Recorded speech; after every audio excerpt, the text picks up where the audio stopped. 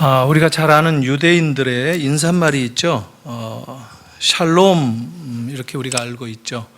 평안하라는 이런 뜻입니다. 그런데 또 우리가 잘 모르는 유대인들의 인사말이 있습니다.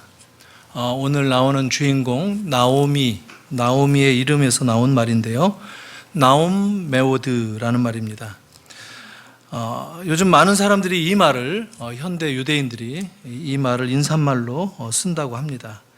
이 나옴이라는 말은 기쁨이라는 말이고요. 메오드 이 말은 매우 아주 이런 뜻이니까 매우 기쁘다 이런 이야기겠죠. 그러니까 만나서 반갑다 이런 인사말입니다. 우리 한번 따라서 해볼까요? 주변 한번 좌우 나옴 메오드 인사 한번 나눴으면 좋겠습니다. 나옴 메오드.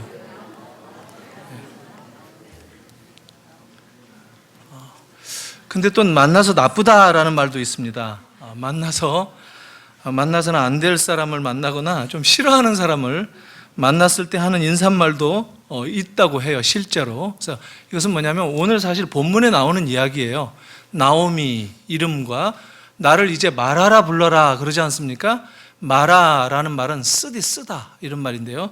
그래서 이걸 붙여가지고 마라 메오드 이렇게 씁니다. 이걸로 인사는 하지 말죠. 이거로는 인사를 하지 말죠. 오늘 이 20절을 보니까 나오미가 너무 인생살이를 쓰디쓴 맛을 보면서 해서 아주 절망 중에서도 그런 절망, 그런 비극을 경험할 수가 없는 그런 입장에서 정말 지칠 대로 지쳐서 하는 얘기가 나를 나옴이라고 부르지 마라. 내가 어디 기쁨이 있냐? 내 이름이 기쁨인데 나를 기쁘다라고 부르지 마라. 오히려 말하라 부르라 이렇게까지 말할 정도였습니다. 룻기 1장에 보면 처음 몇 절에 이 이야기 전체 배경이 소개되고 있죠. 근데 거기에 몇 절 동안 나오미의 이름이 등장합니다. 그런데 남편과 두 아들이 죽고 한 10여 년에 걸쳐서 그야말로 나오미가 가진 거 아무것도 없는, 더군다나 타국까지 와서 모압 땅까지 와서 아주 혹독한 시련을 경험하면서 그때부터 5절 6절 넘어가면서 보니까 나오미라는 이름이 사용되기보다 그냥 그 여인 이렇게 불러지고 있습니다. 오죽하면 이 룻기의 저자가 정말 그의 인생에 기쁨이 정말 없을 것 같다라는 것을 존중해서 그런 그 나오미에게 나오미가 아닌 그 마라의 경험을 하고 있는 나오미에게 어떻게 기쁨이라고 말할 수 있을까 싶어서 아주 이 절망을 함께 공감한다는 그런 측면에서 어려운 처지에 놓인 사람에게 예의를 갖추어서 그렇게 표현한 방식이 아닌가 이렇게 생각을 해보게 됩니다. 나오미는 남편을 따라서 베들레헴 이 고향 땅을 떠나서 모압으로 이주해서 살다가 이렇게 가련한 비극의 주인공이 되었습니다. 이제 집안의 남자들은 다 죽고 그런 와중에 나오미는 다시 베들레헴으로 돌아가겠다라고 하는 결정을 내립니다. 베들레헴으로 돌아가겠다라고 결심하면서 이름이 다시 나오미라고 표기되는 것을 보면 베들레헴으로 돌아가겠다라고 생각한 것은 아주 의미 있는 그런 결정 같아 보입니다. 원래 이 베들레헴은 성탄과 관련된 도시죠. 아주 중요한 도시죠. 약속된 메시아가 예수님이 태어나실 그런 도시. 이 시기에 그렇게 자기들은 예상하지는 못했겠지만 유다 지파의 중심적인 도시였습니다. 소위 다윗 동네가 되죠. 그런데 이 베들레헴의 뜻은 떡집입니다. 떡집. 벳이라는 게 집이라는 말이죠. 베델 하면은 하나님의 집. 벳레헴 하면은 이게 떡의 집, 떡집이에요. 그런데 원래 나오미 가족들은 떡집에 살면서 떡이 없어서 떡이 많아 보이는 모압으로 이주했던 가정이었습니다. 이 떡집에 떡이 없다라고 하는 이 아이러니, 이것과 관련되어서 성경은 많은 구절에서 떡 이야기를 합니다. 우리가 같이 생각을 해야 돼요. 떡 얘기를 얼마나 성경이 많이 합니까? 사람이 떡으로만 살 것이 아니다. 하나님의 말씀으로 산다. 우리는 떡으로만 살 것 같아요. 떡 없으면 죽을 것 같아요. 그런데 하나님은 떡만으로 살지 못한다라고 얘기를 하고, 예수님도 신약에서 내가 생명의 떡이다라고까지 말씀을 하십니다. 그러니까 우리에게 진짜 필요한 것은 어떤 떡이냐는 거예요. 그래서 성경은 일관되게 떡 이야기를 하면서 그 떡에 감추어진 생명의 떡을 보라고 일관되게 우리의 시선을 이끌어가고 있다는 겁니다. 먹을 것이 없어서 고향을 떠났지만 나오미 가족이 경험한 것은 뭐였습니까? 더 큰 비극이었어요. 이야기가 이렇게 흘러가는 것은 나오미 가족이 베들레헴을 떠난 것이 곧 믿음의 결정이 아니었다는 사실을 확인시켜 줍니다. 그들은 떡을 찾아서 떠나갔지만 모압 땅이 좀 더 기름지고 풍요롭고 떡이 많을 것 같아서 떠나갔는데 그 결정은 믿음의 결정이 아니었다는 거예요. 그리고 그 반면에 베들레헴으로 돌아오기에 결정하는 것, 그것이야말로 믿음의 결정이 틀림없다라는 것을 성경은 확인시켜 줍니다. 우리도 살면서 결정을 해야 될 때가 많이 있죠. 특히 믿음으로 결정을 해야 될 때가 많이 있습니다. 여러분들의 삶 가운데 이 믿음으로 결정하는 그런 입장에 서실 것을 바랍니다. 주님께서 우리에게 그걸 요구하시는 겁니다. 오늘 본문 마지막 절에 보니까 나오미가 룻과 함께 베들레헴에 돌아왔다 하는 말이 나옵니다. 룻이 누구냐면은 나오미의 며느리인데 모압 출신 이방 여인입니다. 나오미도 남편을 잃었지만 룻도 젊은 남편을 잃었어요. 나오미가 베들레헴에 돌아가겠다라고 결심했을 때 두 며느리에게 너희들은 너희 형제들, 너희 고향에 남으라, 모압 땅에 남으라라고 아주 강하게 권면을 했는데 룻은 끝내 듣지 않고 따라왔습니다. 그때 룻이 뭐라고 얘기를 했느냐면 아주 이 믿음 있는 신실한 이야기를 우리에게 이미 들려줬습니다. 1장 16절 앞절에 나오는데 제가 한번 16절만 읽어보겠습니다.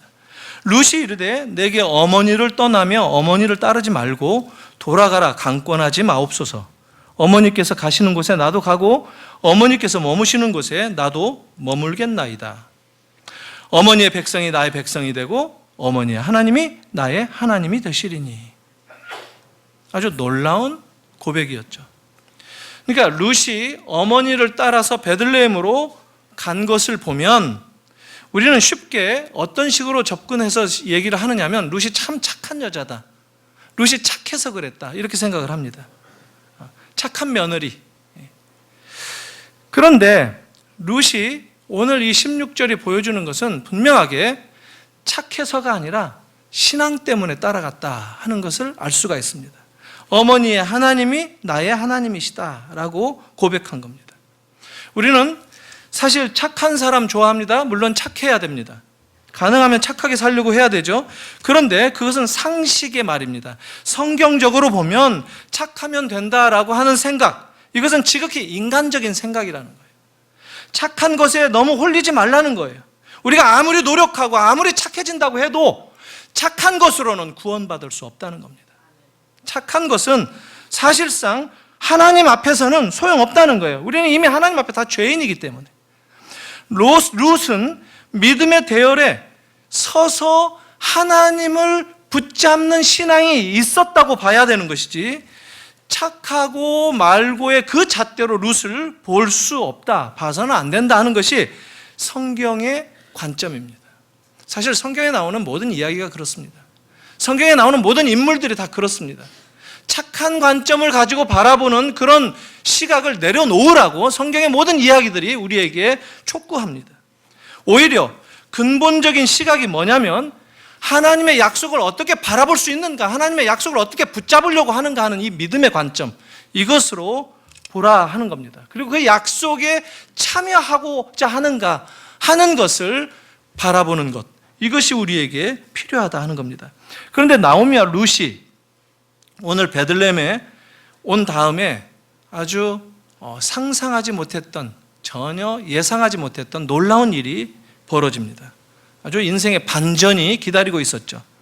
절망에 빠진 이 비극의 주인공 나오미가 자기 이름을 오죽하면 마라, 쓰다라고 불러달라고 했을 정도인데 이제 그는 놀랍게 뭔가 밝은 소망을 붙잡게 되는 모습을 2장 3장에 계속 보여줍니다. 이 룻기 이야기는 더 이상 절망의 이야기가 나오지 않습니다. 더 이상 슬퍼하는 이야기가 나오지 않아요. 더 이상 이 외롭고 이 두 여인만 남았던 아무데도 의지할 데 없는 그런 사람들의 이야기가 아니라 이들이 미래에 어떤 소망을 품게 되는가 하는 이야기로 반전이 된다는 사실이에요. 2장 1절을 보면은 곧바로 보아스의 이름이 소개되고 있습니다. 그리고 보아스가 나오자마자 이 남자 주인공인데 새 주인공이 룻기에 등장하는데 나오미와 룻 그리고 이 보아스인데 세 번째 남자 주인공 보아스가 나오면서 이야기는 아주 아름다운 사랑 이야기로 은혜의 이야기로 탈바꿈합니다. 베들레헴에 돌아왔지만 사실상 이들은 여전히 끼니 걱정해야 됩니다. 여전히 어떻게 살아야 될 것인가 막막한 가운데 이 두 여인이 고작 살 방책이라고 마련했던 게 뭐냐면 이삭 줍기에 나서겠다라고 하는 롯의 생각에 동조를 하는 나오미였습니다. 허락한 것이요.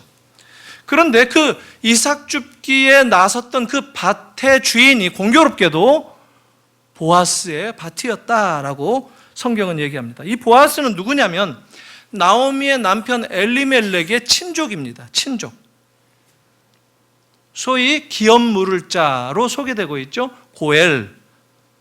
그런데 이 보아스는 이미 룻에 대한 이야기를 다 들어서 알고 있다고. 네가 시어머니에게 한 일, 또 베들레헴까지 돌아왔던 이 일들을 소상히 알고 있다라는 거예요. 네가 믿음으로 바로 이곳에 다시 돌아와서 하나님의 약속을 붙잡으려고 하는 그 입장을, 그 내면의 중심을 보아스가 알고 있다라고 고백까지 합니다.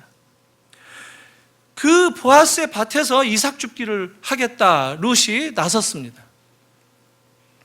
이 이삭 줍기의 제도는 구약의 제도입니다. 율법입니다. 레위기 25장 25절에 나와 있어요.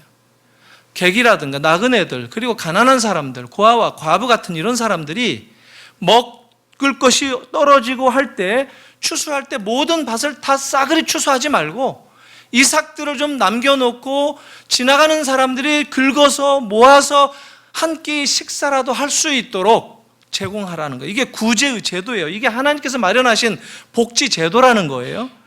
그렇게 해서 이 땅에 거하는 모든 사람들, 이 땅을 방문하는 나그네들까지도 굶는 사람은 없도록 하겠다라고 하는 하나님의 의지이셨겠죠.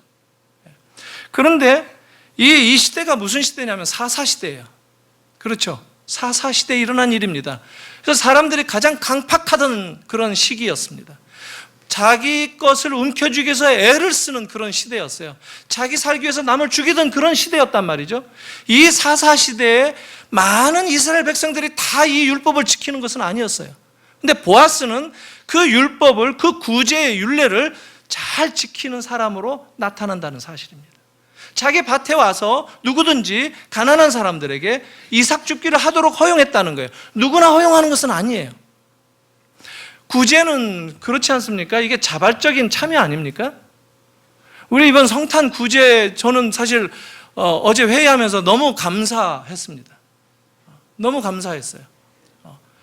저는 옷 10벌 좀 이렇게 따로 교회 재정이 아니라 이번 성탄에 우리 성도들의 마음이, 우리 성도들의 진심이 이 옷 10벌 정말 이 동네 추운 분들 따뜻하게 옷을 입혀줬으면 참 좋겠다 하는 생각을 했는데 사실 제가 조금 이 오버를 했던 것 같아요. 미리 성탄절 그 전야에 그 선물 주는 그날 사실 선물을 주십시오. 이렇게 선물을 주고자 하는 것을 그 헌금으로 그 사람 이름으로 헌금을 하자 이런 식으로 제도를 만들어 놨는데 제가 착각을 한 거예요.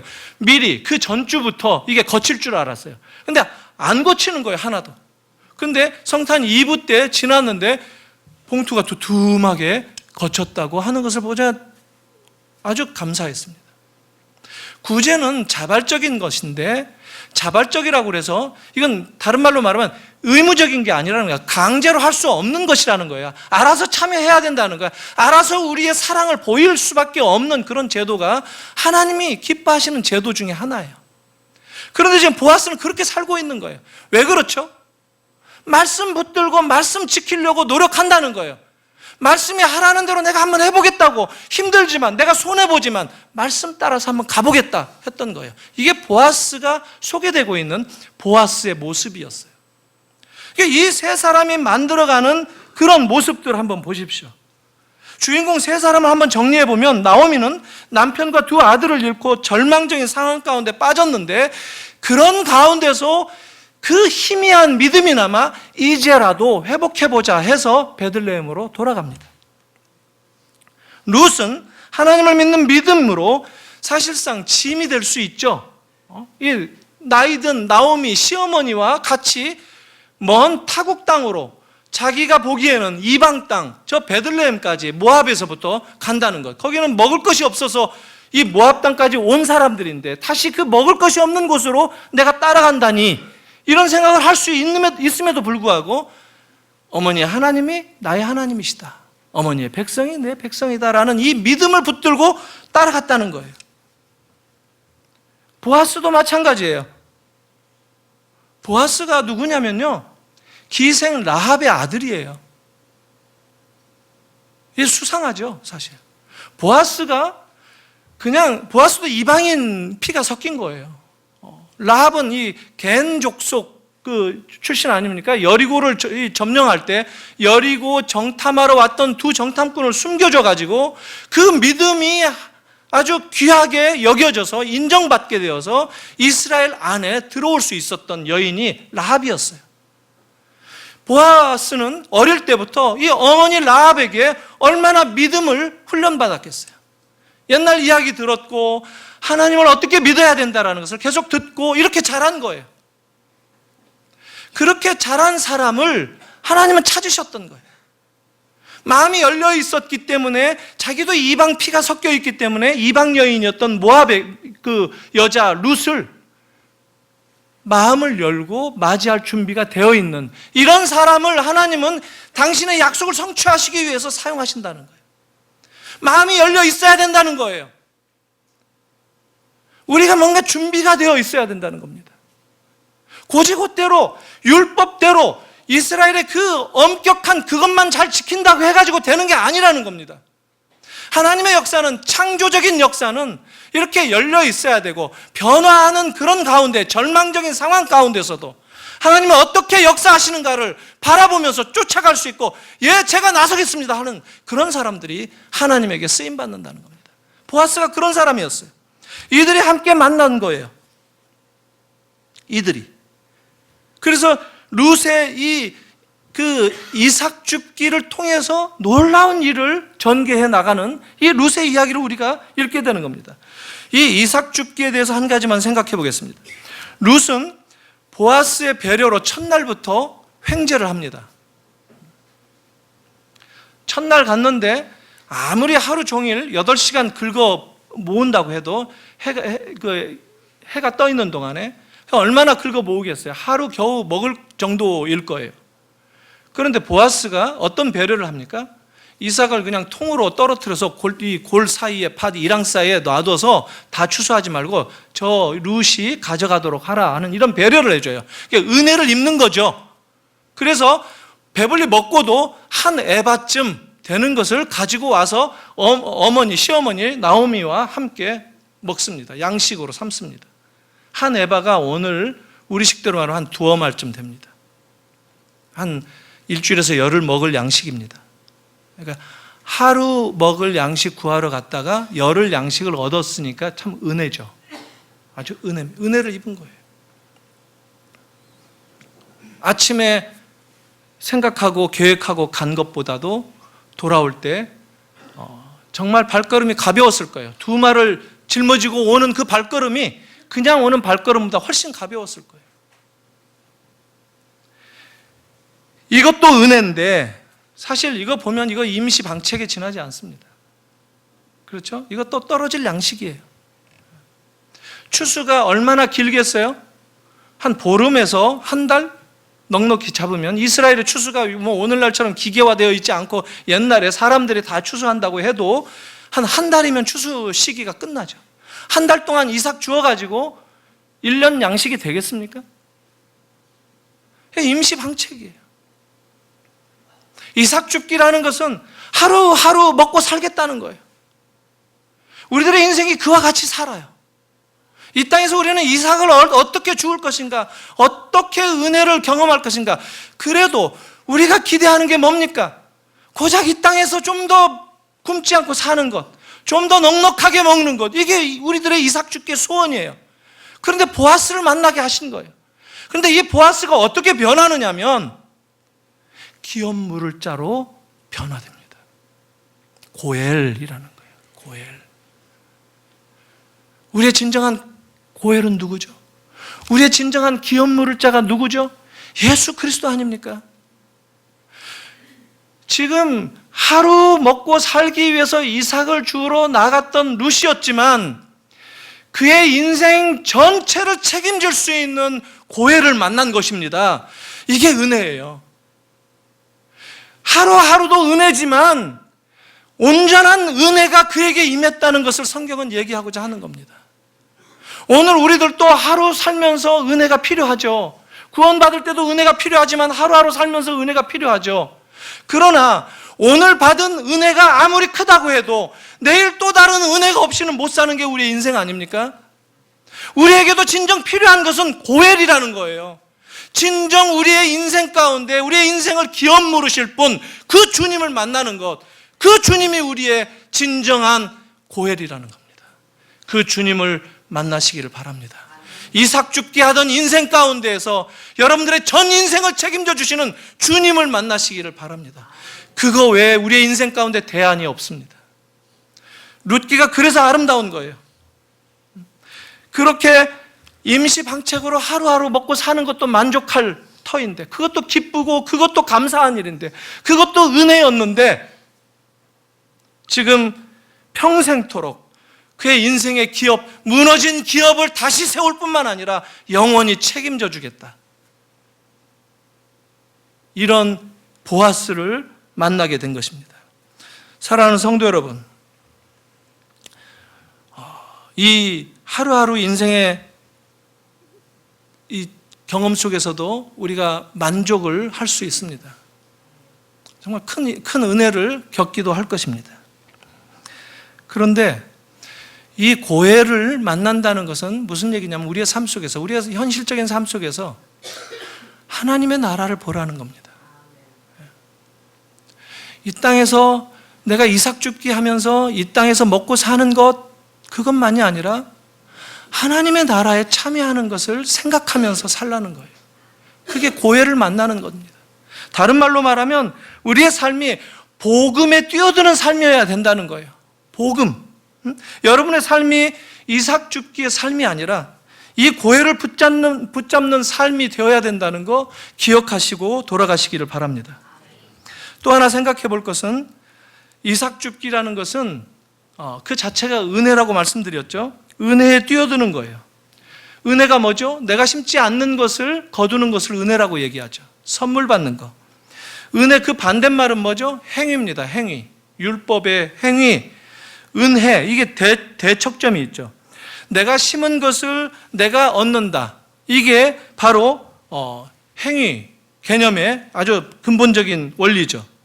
그리고 우리의 삶은 대부분 내가 심는 대로 거두는 그런 말이 맞기도 합니다. 이 세상에서 우리가 경험하는 것은 내가 심는 대로 내가 거두는 인생을 산다는 거 틀린 말이 아닙니다. 갈라디아에서도 나오죠.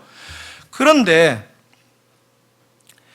그럼에도 불구하고 이게 겉으로는 잘 보여지지 않지만, 구분되지 않아 보이지만, 은혜를 쫓아 사는 삶과 행위를 쫓아 사는 삶은 복음이 끼어들면 확연하게 드러납니다. 극과 극이 됩니다. 복음이 개입되면, 복음으로 확인한다면 철저하게 행위에 근거한 삶은 무너집니다. 그리고 우리의 삶도 심은 대로 거둔다라고 하는 것을 경험하는 그런 그 행위에 근거된 삶이 아니에요. 아까 말씀드린 대로 우리의 삶이 곧 은혜를 경험해야 되는 삶이 아닙니까? 그리고 예수님이 이 땅에 오신 것도 은혜인데, 그거 잘 한번 보시면 심은 대로 거두는 것이 아니에요. 그것을 뛰어넘는 거예요.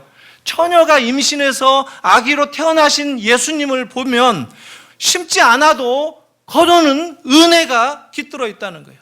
이 원리를 우리가 깨달아야 되는 거예요. 이게 복음이 주는 원리입니다. 하나님은 우리가 심은 대로 우리를 판단하시지 않고 그런 은혜의 방식으로 자비를 베풀어 주시는 분인 것을 우리가 알 필요가 있다는 거예요. 그런데 대부분 이 땅에서 살아가는 사람들의 삶의 방식은 두 가지 방식이 있습니다. 하나는 뭐냐면 이 은혜 베이스, 그레이스 베이스, 은혜의 기초에서 살아가는 방식이 있는데 또 이렇게 행위, 퍼포먼스 베이스, 이걸 추구하는 사람들이 있습니다. 그레이스 베이스, 퍼포먼스 베이스. 은혜를 붙잡고 따라가는 삶, 내 행위를 붙들고 자랑하는 그런 삶, 이렇게 나눠진다는 거예요. 이것들이 서로 섞여 있어요. 이게 괜찮은 것 같아요. 이것도 괜찮고 저것도 괜찮은 것 같아요. 그런데 복음이 그 사이에 깃들어지면 마치 복음이라고 하는 리트머스 시험지를 갖다 대면 색깔이 변합니다. 은혜 베이스로 살아가는 사람들은 복음을 경험하지만 퍼포먼스 베이스를 경험하는 사람들, 그걸 붙들고 살아가는 사람들은 결국에 가서는 복음을 밀어냅니다. 결국은 복음대로 쫓아가지 못하겠다고 복음을 잘라냅니다. 왜냐하면 행위의 근거에서 살아가는 사람들은 하나님이 사랑이고 하나님이 은혜로우시고 하나님이 자비를 베푸시는 분인 것을 잊어버리기 때문에, 하나님이 무서운 분, 하나님이 혹 내가 잘못하면 벌 주실까, 하나님이 혹시 나를 혼내실까, 이 공포, fear가 나를 이끌어간다는 거예요. fear driven 이라고 얘기하죠.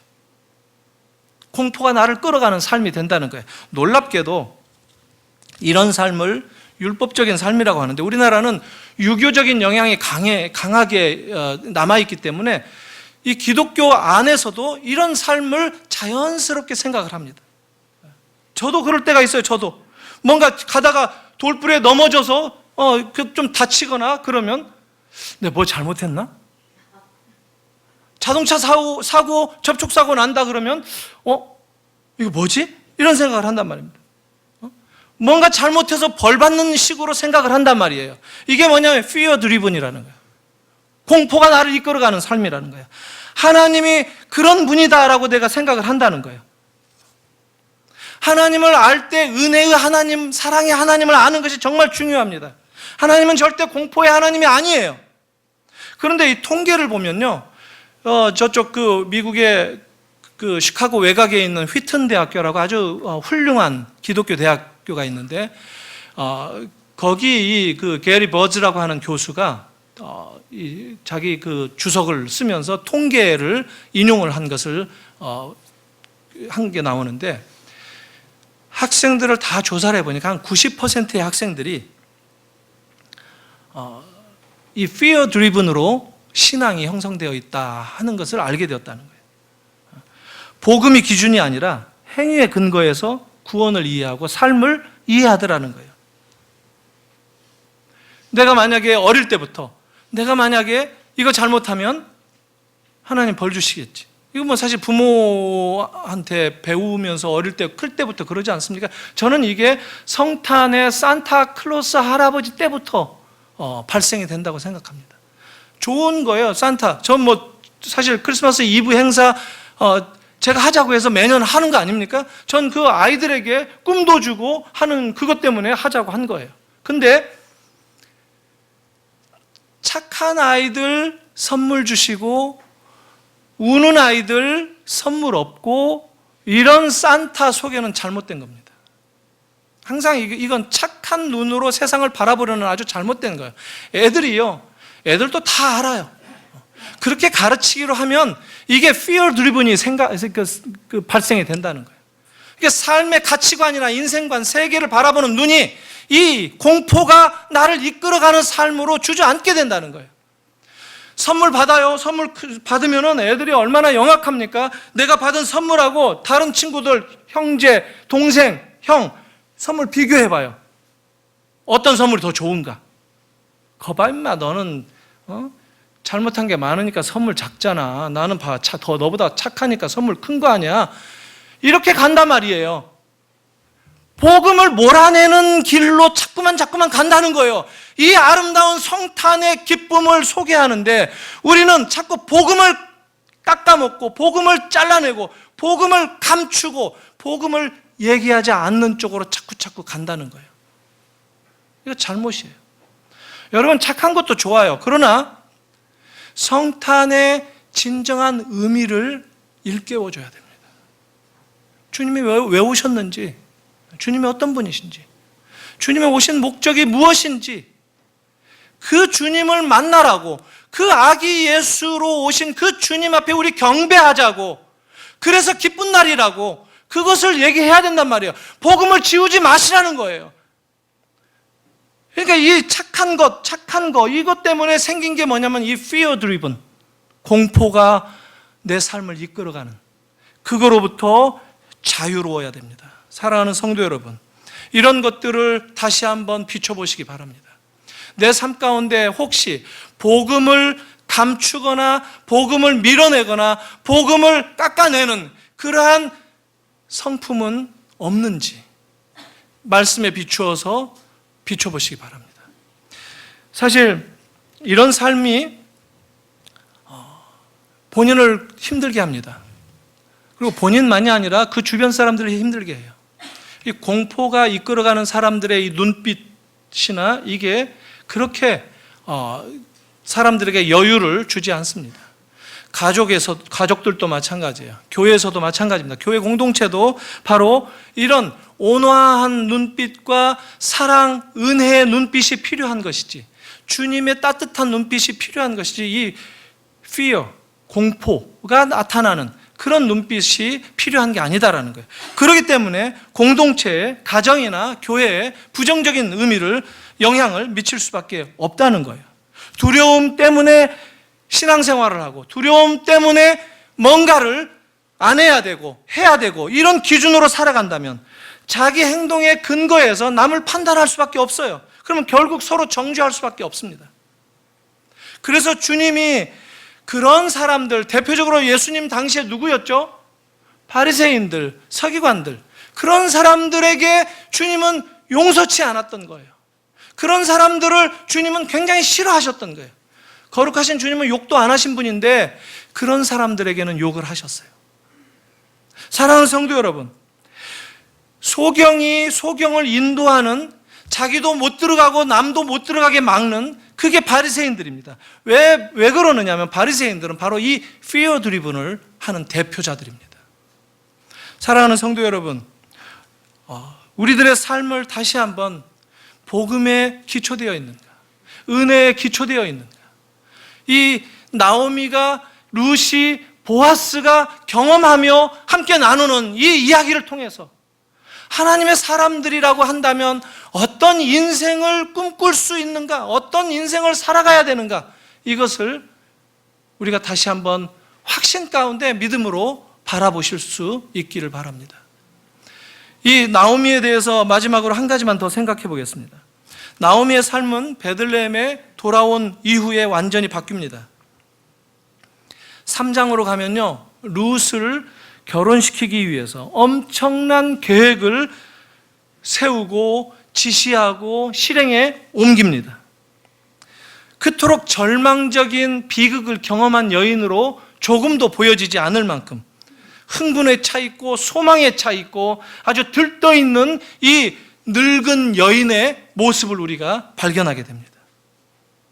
온통 그의 머리 가운데 하나님이 이 일을 어떻게 끌고 가실까 하는 것으로 가득 차 있습니다.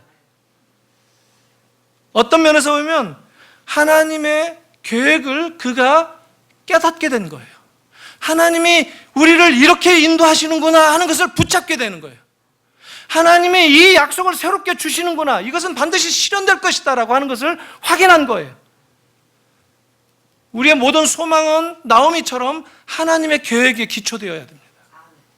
우리의 모든 꿈, 우리의 모든 삶이 바로 하나님의 뜻 가운데, 하나님의 약속 가운데 근거되어야 된다는 거예요.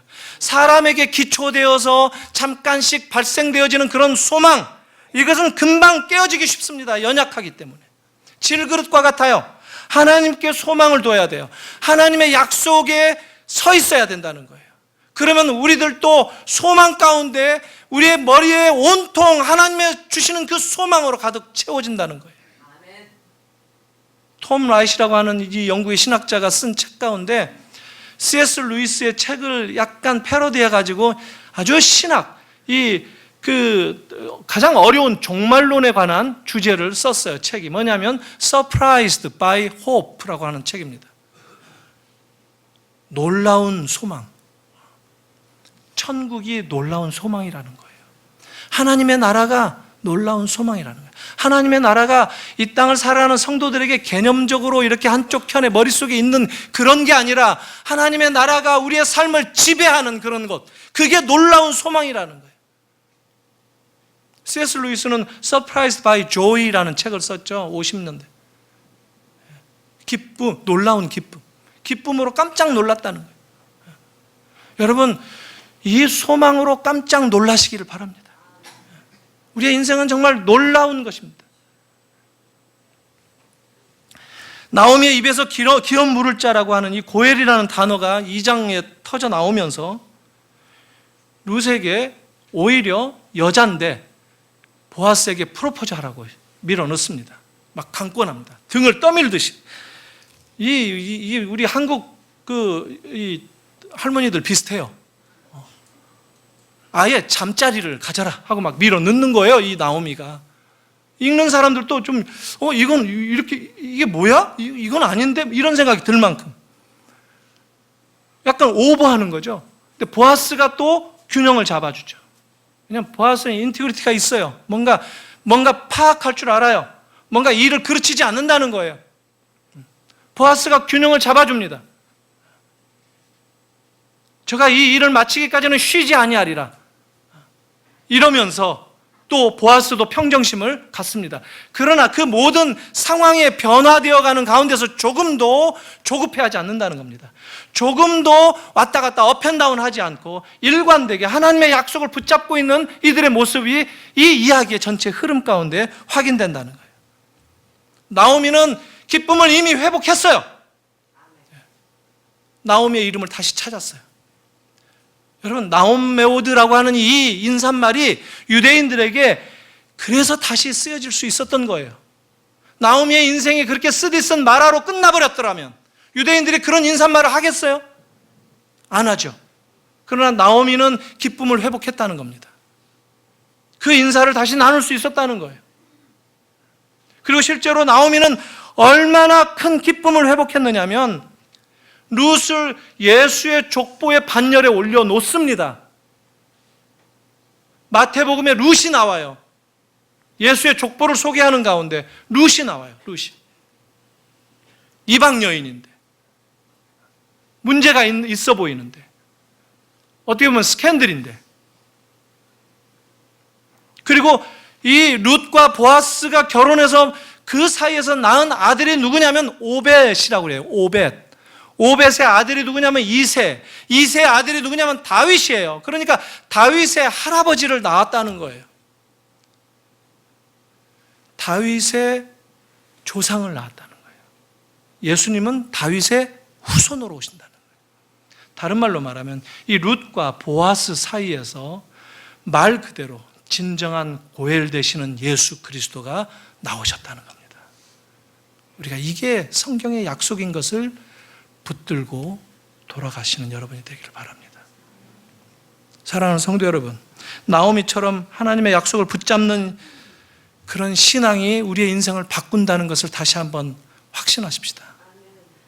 우리 인생에 어떤 일을 만나든지 하나님의 약속 가운데 서 있다면 하나님의 우리를 향해 베풀어 주셨던 그 놀라운 섭리 가운데 들어있는 인생이라고 한다면 하나님이 끊임없는 은혜의 공급으로 우리를 간섭해 주시는 분인 것을 우리가 기억한다면, 그리고 하나님은 결국 나를 회복시켜 주실 것이다 하는 그 소망을 잃지 않는다면 주님은 그런 우리를 당신의 놀라운 자녀로, 또 일꾼으로, 섬기는 종으로 사용하실 줄을 믿습니다.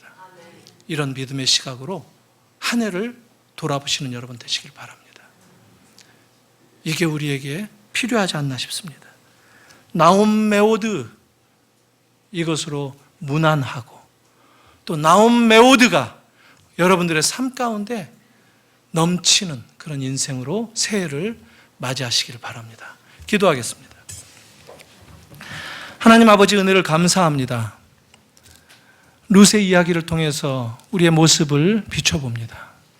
하나님의 약속을 붙잡았던 그 믿음의 여인들, 절망 가운데 비극을 경험한 참 가련한 여주인공들이지만 믿음으로 그들의 인생을 회복할 뿐만 아니라 이스라엘에게 메시아의 놀라운 그